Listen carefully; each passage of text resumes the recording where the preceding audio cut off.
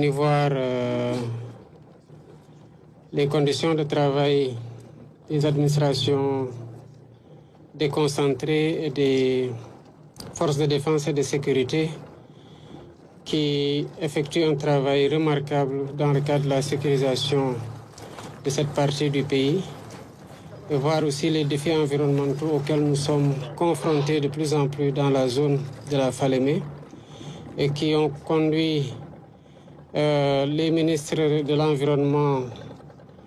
des Mines et celui chargé de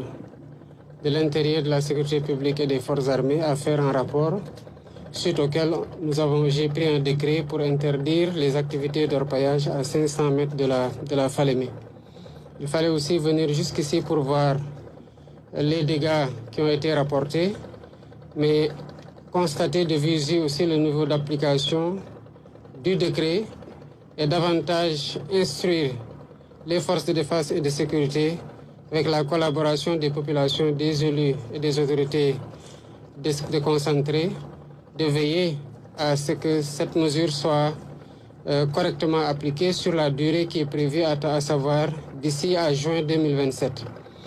C'est une préoccupation majeure quand on sait que la Falémé est un affluent du fleuve Sénégal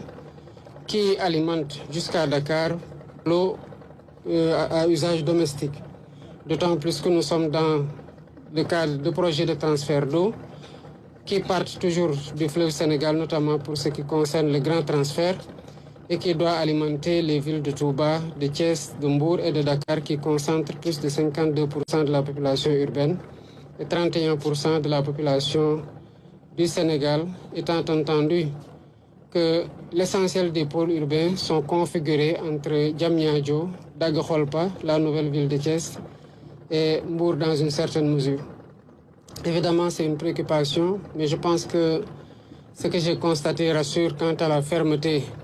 qu'il faut avoir pour faire appliquer le décret dans la durée.